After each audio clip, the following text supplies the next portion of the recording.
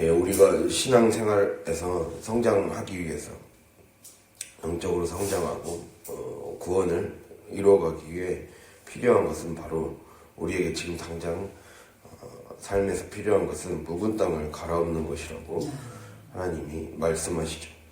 예, 하나님의 말씀이 즉 잘 흡수되고 수용될 수 있게 준비시키라는 뜻입니다. 이 우리가 그 레위기에서 소제라는 제사가 있죠.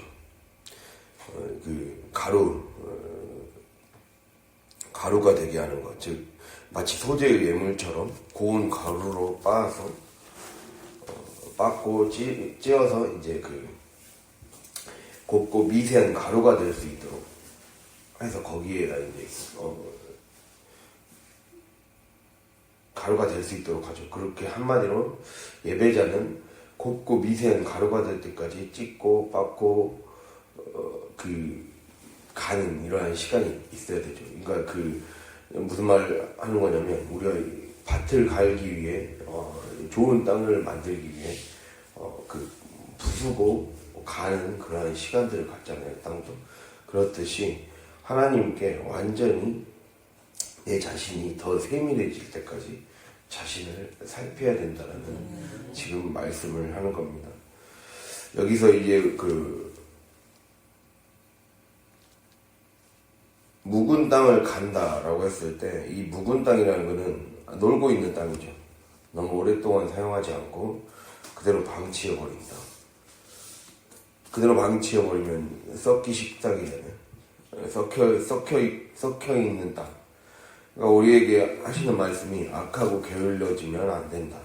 우리는 늘 쓰임받을 자가 돼야 된다. 쓰임받을 자가 된 상태가 돼야 된다는 거죠. 그것을 지금 말씀하고 있어요. 이게 이브리어로 니르라고 해서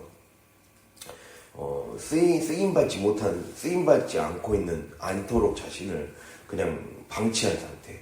그런 거를 영적으로 의미할 때 쓰이는 그런 단어를 사용했습니다. 그러니까 항상 우리는 언제든지 하나님께 쓰임받을 자가 될 수 있도록 우리 자신을 잘 준비시키고 대비시켜야 된다는 말씀을 드리는 겁니다. 즉 우리는 하나님이 한 명 한 명을 제사장으로 세웠다 했어요. 내가 너희를 제사장 나라로 세웠다. 그래서 한 명 한 명이 왕같은 제사장이다. 이렇게 말씀하고 있잖아요. 그런 것처럼 우리 어제 얘기 드린 것처럼 민수기 18장 어제 안 읽었었는데 민수기 18장을 한번 읽어보겠습니다. 민수기 18장. 민수기 18장 1절입니다.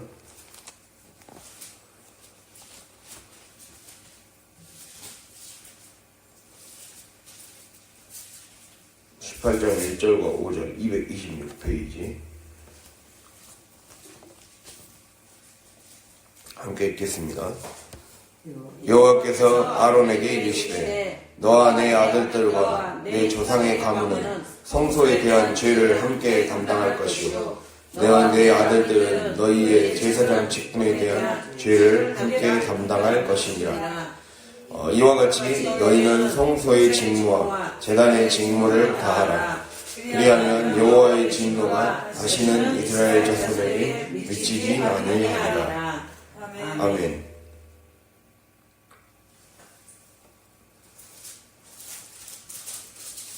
예, 제사장들이 담당하는 직무에 대해서 한마디로 요약하면 죄를 담당하는 거라고 지금 말씀하고 있죠. 너와 내 조상의 가문은 성소에 대한 죄를 담당해라. 먼저 성소에 대한 죄를 담당하라는 거예요. 그리고 또 직분에 대한 죄, 제사장 직분에 대한 죄. 그리고 이 자체가 또 하나의 자신의 가문과 지파를, 가문뿐만 아니라 12지파 전체를 책임지고 그 죄를 담당하는 거죠. 즉 성소에 대한 죄, 가문에 대한 죄, 직분에 대한 죄를 담당하는 거다. 이게 바로 제사장의 역할이라는 거예요. 그 죄를 나의 죄로 여기며 담당하는 것이 우리의 삶의 역할임을 지금 말씀하고 있다는 겁니다. 고개를 들고 봅시다. 그래서 우리가 그렇게 되지 않으면, 죄를 담당하는 그러한 사명을 감당하지 않으면 썩는다는 거예요. 썩혀버린 땅이 된다는 거예요. 썩는다는 게 무엇입니까? 사람 몸의 일부분이 어떤 나쁜 균의 침입으로 몸의 회복을 잃어버린 상태. 그러한 게 썩는 거잖아요. 또는 사람이 쓰여져야 될 곳에 제대로 못 쓰이는 어떤 물건이나 사람이. 그것이 바로 썩는 거잖아요. 그러니까 내버려진 상태죠. 그러니까 우리가 자꾸만 내가 게으르게 살아가면 그 안에 균이 침입하면, 즉 우리의 삶에 마귀가 침입하면 결국에는 우리가 하나님께 쓰임받을 수 없는 그러한 무용지물의 신세로 될 수 있기 때문에 언제든지 쓰임받을 수 있도록 언제든지 매일매일 담당해야 될 죄가 얼마나 많습니까? 우리 안에 우리에게는 책임이 많다는 거예요. 그러니까 지금 아브라함에게 주신 축복은 제사장의 축복이에요. 많은 이들의 축복의 통로가 되려면 많은 이들의 죄를 담당해야 돼요. 우리 가문과 나와 그리고 이 세상의 죄가 내 죄라고 생각하고 기도해야 돼요. 그래야 축복을 받는 거예요. 그것을 주님이 우리에게 말씀하고 있다는 겁니다. 그래서 반드시 회개하고 돌아서서 썩혀버린 상태, 이 놀고 있는 상태, 악하고 게으른 종같이 살아갔던 상태를 다시 회개하고 돌아서서 자신이 완전히 곱고 미세한 가루가 될 때까지 찢고 빻고 해서 그렇게 부지런히 가는 시간들, 갈고 닦는 그러한 시간들이 반드시 필요하다고 주님이 우리에게 말씀하고 있어요. 그렇게 함을 통해 하나님 말씀을 언제든지 받을 수 있는 준비를 시켜야 된다. 어느 때 쓰시더라도 쓰임받을 수 있는 그러한 상태가 되는 것이 주님이 우리에게 지금 말씀하시는 거라는 거예요. 그게 바로 진정한 회개의 자세라고 우리가 하나님께서 말씀하시는 겁니다. 그래서 하나님은 묵은 땅을 이렇게 잘게 부수어가며 갈라고 말씀하십니다. 그뿐만 아니라 뒤에는 또 비슷한 말로 지금 무엇이라 나와 있습니까? 묵은 땅을 갈고 가시던 물에 파종하지 말라 이렇게 나와 있잖아요. 가시던 물에 파종하지 말라. 즉 덤불이란 거는 어수선하게 너무 이 어수선하고 엉클어진 상태가 너무 큰 숲을 이루어버린 상태잖아요. 숲이 너무 엉클어져 있어서 그 접근하기 힘든 곳을 덤불이라고 그러잖아요. 그러니까 완전히 이 영적으로 우리가 늘 신경 써야 될 게 내가 놀고 있으면 안 된다.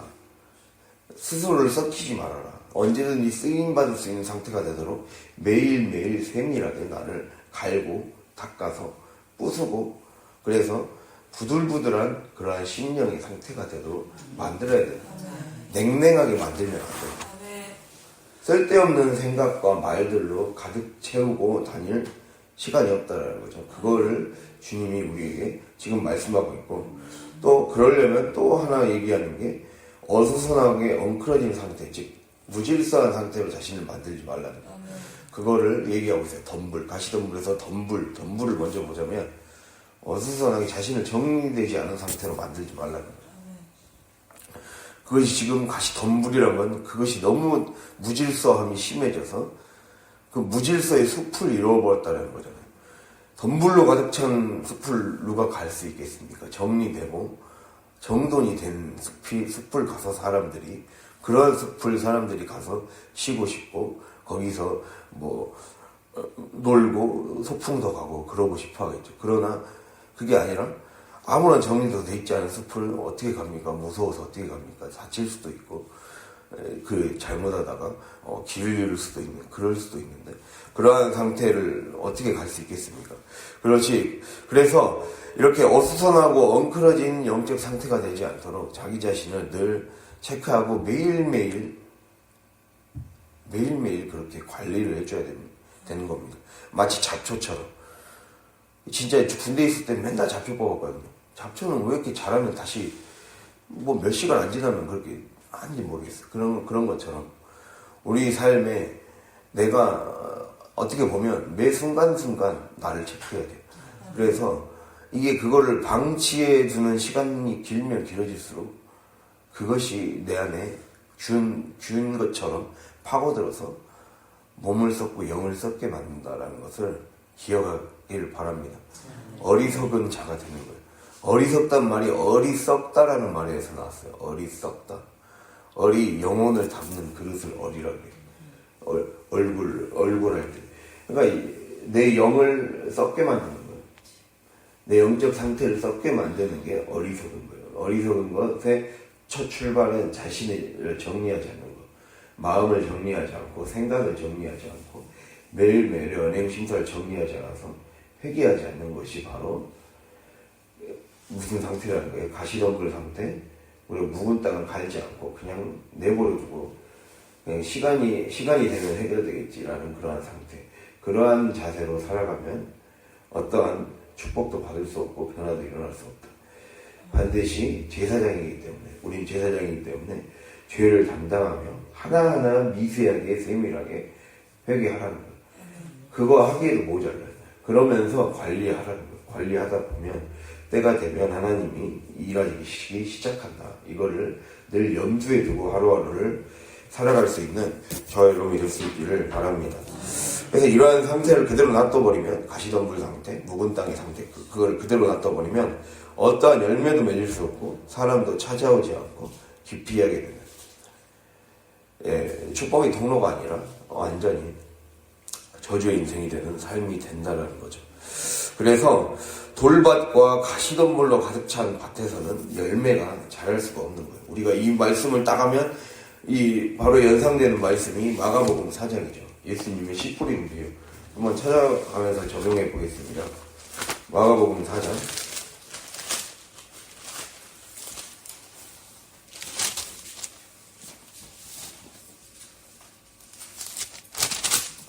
마가복음 4장 57페이지입니다. 마가복음 4장 3절에서부터 읽겠습니다.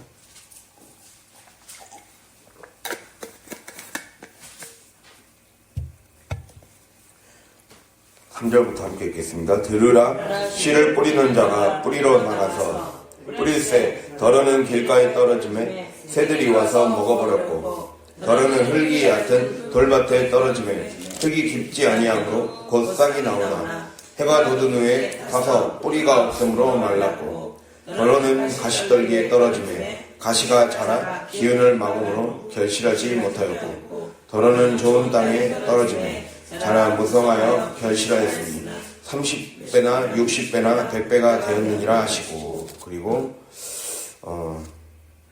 16절부터 19절까지 읽어볼까요? 또 이와 같이 돌밭에 뿌려졌다는 것은 이들을 가리킴이니 곧 말씀을 들을 때에 즉시 기쁨으로 받으나 그 속에 뿌리가 없어 잠깐 견디다가 말씀으로 인하여 환난이나 박해가 일어난 때에는 곧 넘어지는 자요. 또 어떤 이는 가시떨기에 뿌려진 자니 이들은 말씀을 듣기는 하되 세상의 염려와 재물의 유혹과 기타 욕심이 들어와 말씀을 막아 결실하지 못하게 되는 자요. 아멘.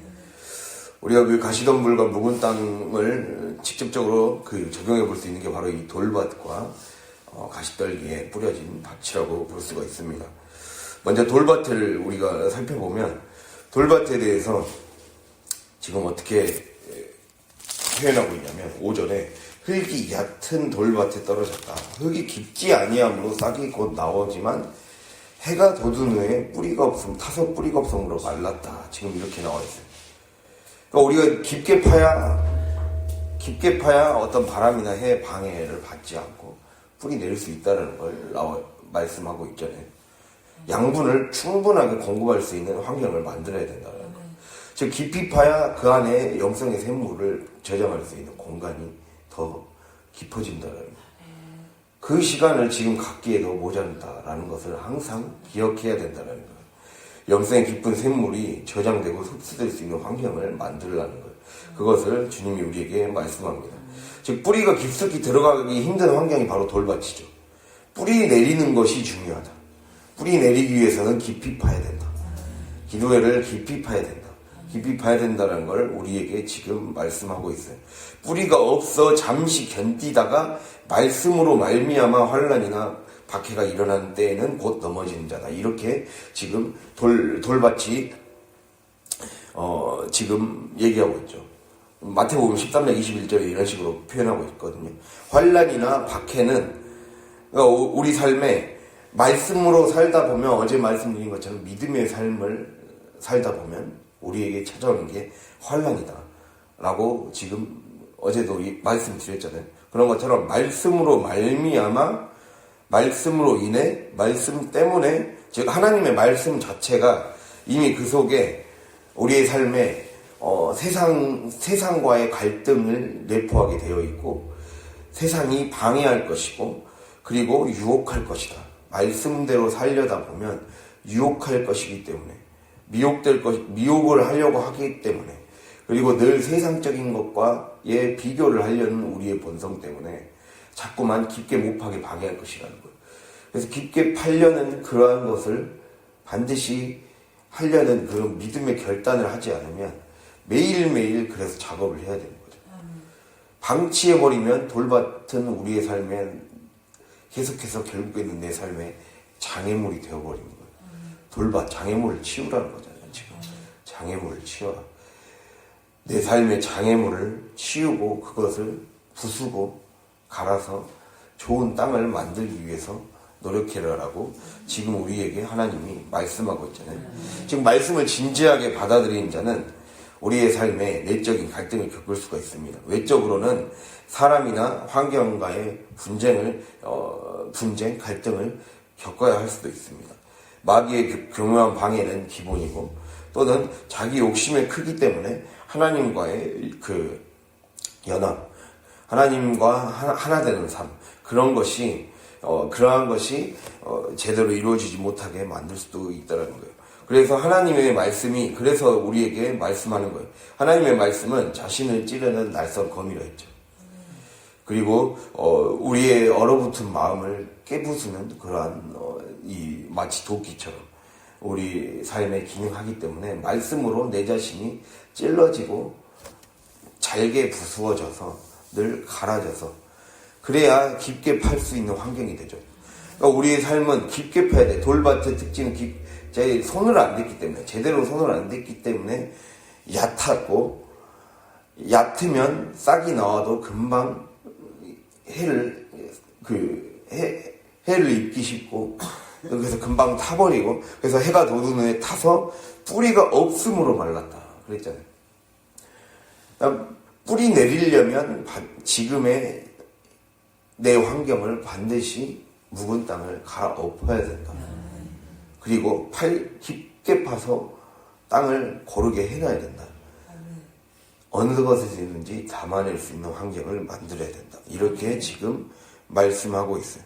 그래서 흙이 깊게 뿌리가 내릴 수 있도록 완전히 묵은 땅을 갈아엎어야만 합니다. 뿌리를 키우지 않으면 넘어지는 걸림돌이 되고 만다는 거예요. 걸림돌. 그래서 이걸 기억하길 바랍니다. 돌 속에는 걸림돌이 될 수도 있다는 거예요. 내가 돌을 제거하지 않으면, 내가 삶에서 나의 그러한 신앙생활에 방해가 되는, 내 영적 성장에 방해가 되는 것들을, 그리고 하나님이 원하시지 않는 것들을, 그거를 제거하는 매일매일의 시간을 갖지 않으면, 그것 때문에 내가 자꾸 넘어져서 그것이 나를 넘어지게 하는 도구가 된다라는 것을 기억할 수 있길 바랍니다. 그래서 그 다음에 가시떨기죠.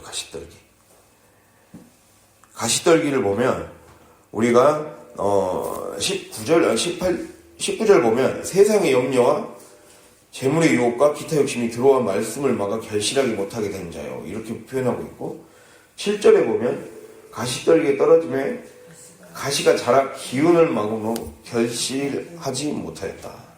가시는 우리의 결실의 기운을 막는다는 거예요. 결실하지 못하도록 기운을 막는다. 가시는 우리 몸을 뚫고 들어와 피를 내고 상처를 내죠.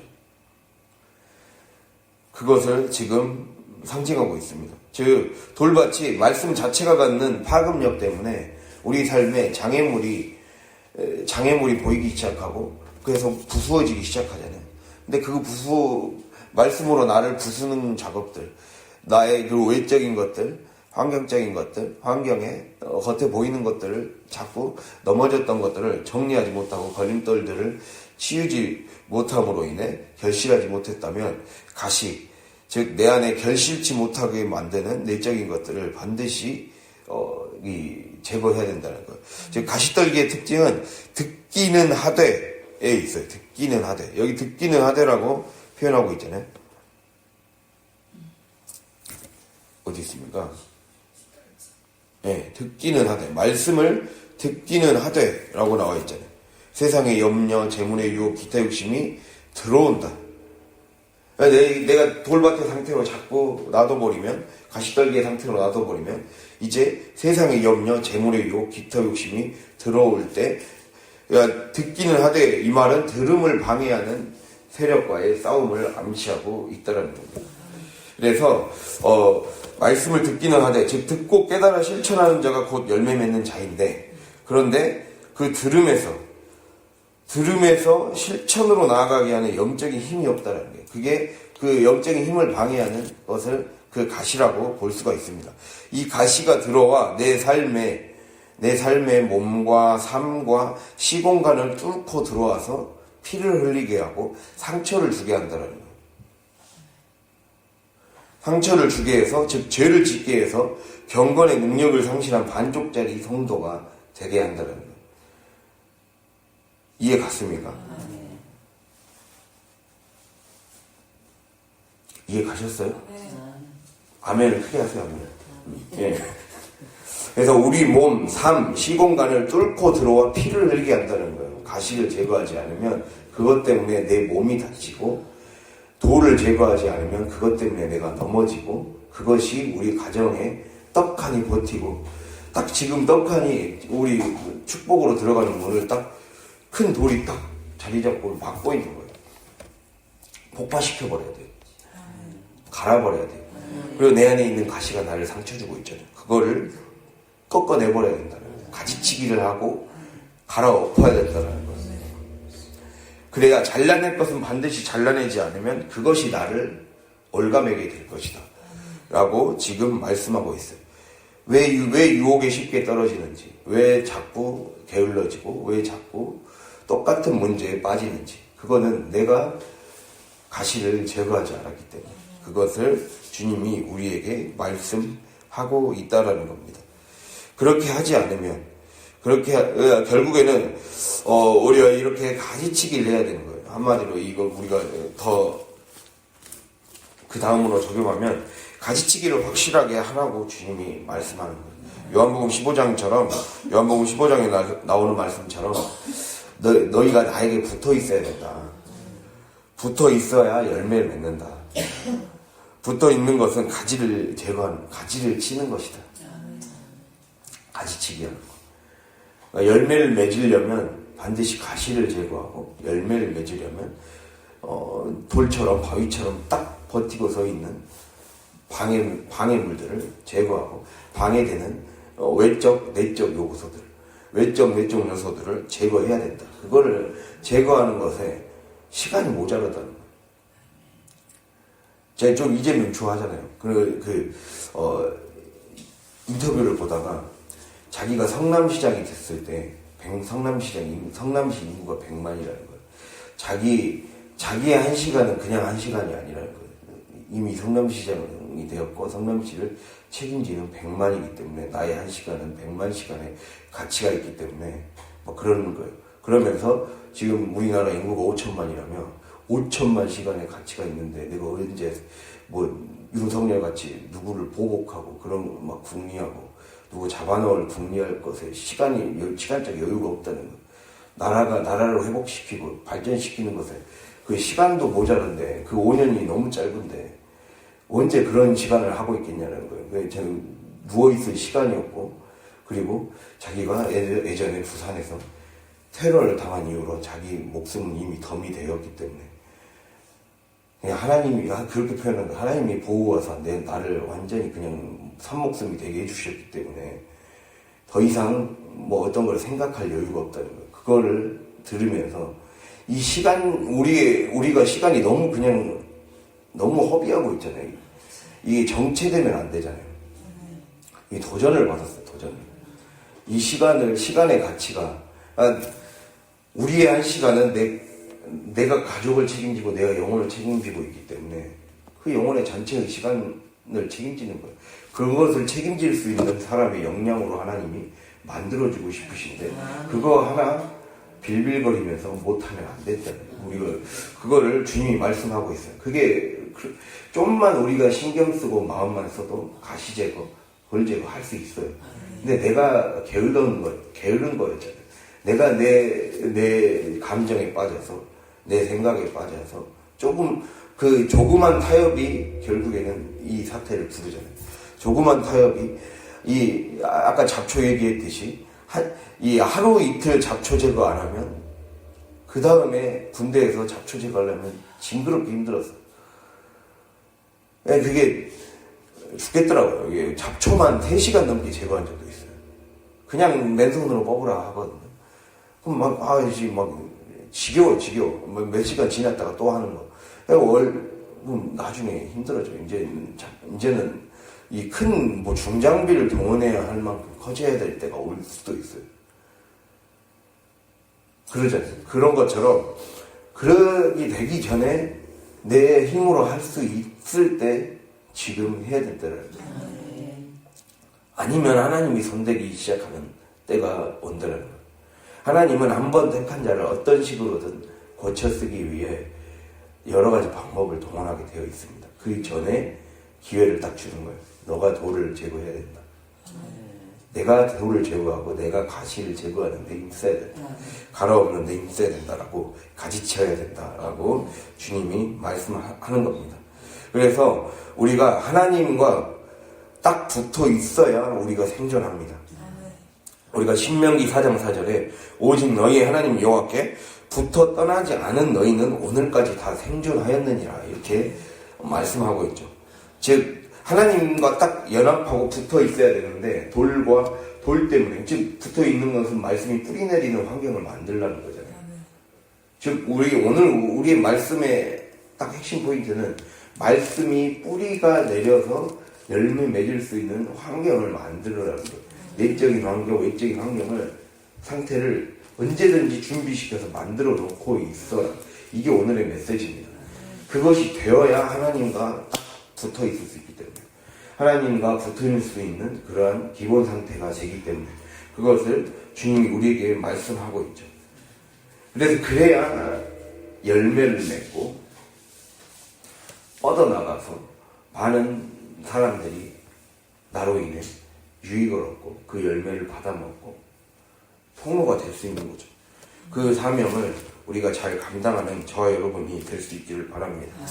그래서 오늘도 내가 뿌리 내릴 수 있는 환경이 되게 하기 위해 부지런히 하루하루를 살아가고 이 하나님이 나에게 맡겨주신 이 사소한 일상 우리가 그 거룩에 대해서 이제 말씀드렸잖아요. 이제 그 그림까지 그려가면서 표까지 보여주면서 이 거룩해지기 위해서 그 성경에서는 4가지 영역 이제 성경 구약 신학을 공부할 때 배웠던 건데 거룩에 4가지 영역이 있다는 거예요. 시간과 공간과 인간과 그리고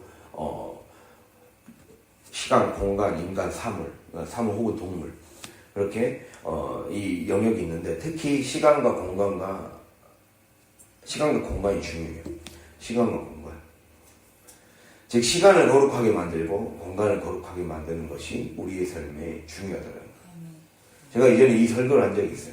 나에게 맡겨주신 공간을 하나님의 다스림이 충만한 곳으로 만들 때 그곳이 임재의 장소가 된다. 이렇게 말씀드렸어요. 그러니까 내가 하나님의 역사하실 수 있는 공간으로 나를 만들어가야 돼. 그리고 하나님이 역사하실 수 있는 시간으로 만들어가는 게 우리 삶의 목표가 되어야 돼. 그러려면 시간을 이제는 허투루 여기지 말고 최선을 다해서 하루하루 살아가야 됩니다. 그렇게 될 때 우리가 놀라운 우리가 생각지 못한 그러한 은혜와 축복을 받게 될 것입니다. 이 말씀 하나만 찾아보고 마치겠습니다. 이거만 읽고 마치겠습니다. 6장, 히브리서 6장 7절, 8절. 5절부터 8절을 읽는 게 낫겠네요. 5절부터 8절. 358페이지. 이것만 읽고 마치겠습니다. 6장 5절에서 8절. 358페이지. 함께 읽겠습니다. 네, 함께 읽겠습니다. 하나님의 선한 말씀과 내세의 능력을 맛보고도 타락한 자들은 다시 새롭게 하여 회개하게 할 수 없나니 이는 그들이 하나님의 아들을 다시 십자가에 못 박아 드러내놓고 욕되게 함이라. 땅이 그 위에 자주 내리던 비를 흡수하여 밭가는 자들이 쓰기에 합당한 채소를 내면 하나님께 복을 받고 만일 가시와 엉겅퀴를 내면 버림을 당하고 저주함에 가까워 그 마지막은 불사름이 되리라. 아멘. 그래서 우리는 하나님의 말씀을 경험했고 때로는 하나님이 큰 은혜를 주셔서 능력을 주셨고 또 그 능력을 주셨기 때문에 은혜를 받았기 때문에 우리에게 직분을 주셨고 또 전도자의 자리를 또 시간을 주신 거예요. 굉장히 귀한 시간을 주신 거예요. 맡을만 하기 때문에 하나님이 주신 거예요. 우리는 어떻게 생각할지 몰라도 하나님은 그렇게 귀하게 여기기 때문에 직분을 주셨다는 거죠. 그래서 하나님은 그걸과 생각함과 동시에 우리가 7절과 8절에 보면 비라는 단어가 나오고 그리고 8절에 불사름이라는 단어가 나와요. 즉 하나님은 우리의 삶에 늘 은혜를 주기 위해 언제든지 비를 내려주고 있다는 거예요. 근데 문제는 우리가 흡수할 땅이 안 된다는 게 문제예요. 비를 흡수하여 밭가는 자들이 쓰기 합당한 채소를 내면 복을 받는다. 은혜의 비는 지금도 부어지고 있습니다. 설교의 강단을 통해 성경 말씀을 통해 언제든지 부어지고 있고 지금도 살아가고 있어요. 그러나 그것을 흡수할 수 있는 땅을 만들어내지 못하면 결국에는 가시와 엉겅퀴를 내면 저주함에 가까워 불살라집니다. 불사름의 때는 오게 되어 있어요. 아직은 비가 우리에게 부어지고 있어요. 근데 하나님은 계속해서 기다려 주실 수가 없습니다. 그거는 어쩔 수가 없어요. 사람이 계속해서 강박해지고 마음이 완고해지면 떠나버리면 의미가 없는 거예요. 그래서 이브리서는 그걸 얘기하잖아요. 구원은 반드시 우리는 영원한 구원을 보장할 수가 없다. 내가 신앙을 지키지 않고 내가 게으르고 내가 흡수하기에 합당한 땅으로 만들지 않으면 결국에는 하나님으로부터 그 책임을 묻게 된 날에 하나님은 그 책임을 묻게 돼요. 제사장인데 책임을 안 묻겠습니까? 책임 묻는다니까요.